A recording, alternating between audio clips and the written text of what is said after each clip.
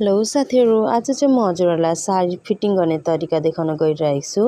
मेरो चाहिँ कम्मर मोटाइ 38 छ, त्यही भएर मैले कटिङ गरेको भागबाट 38 + 10 गरेर काटेर छुट्याएँ र चौडाइ 4 इन्ची राखेर यसरी काटेर टुक्रा छुट्याएँ।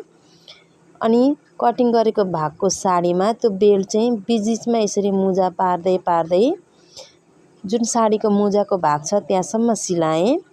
मैले यो साडी कटिङ गरेको भिडियो चाहिँ साथीहरू अघिल्लो भिडियोमै मैले हालिदिइसकेको छु। यो चाहिँ सिलाएको भिडियो मात्रै छ। यसमा चाहिँ एकैचोटि भिडियो बनाउँदा लामो हुन्छ, त्यही भएर मैले कटिङ गरेको भिडियो अगाडि नै हालिदिएको छु।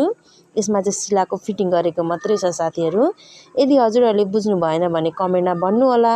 फेरि म कटिङ र सिलाएको दुईटै भिडियो चाहिँ एउटै भिडियोमा समेटेर हजुरहरूलाई देखाउने छु। यसरी हामीले कटिङ गरेको त्यो मुजाको भागसम्म बेल्ट लगाइदिने। बेल्ट लगाउँदाखेरि साथीहरू 1/2 इन्चीको दूरी बनाएर चाहिँ हामीले यसरी सिलाउनु पर्ने हुन्छ। त्यसपछि माथिको भागलाई चाहिँ फेरि मोडेर पेटिकोटको बेल्ट हामीले जसरी लगाउँछौँ त्यसरी आधी इन्च चाहिँ हामीले भित्र मोड्दै मोड्दै वारपार सिलाउने।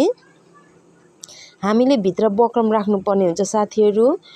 यो बनारसी साडीमा चाहिँ मोटो हुन्छ, त्यही भएर मैले यसमा चाहिँ लगाएर सिलाएको छुइनँ। पातलो साडीहरूको बनाउँदाखेरि चाहिँ हामीले भित्र बक्रम पेस्टिङ लगाउनु पर्ने हुन्छ।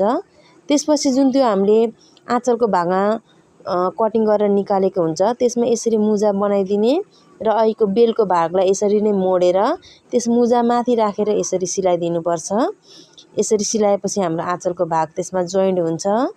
त्यसपछि साथीहरू हाम्रो चाहिँ बेल्ट चाहिँ अलिक दह्रो होस् भनेर बीचमा हामीले यसरी सिलाइदिनुपर्छ।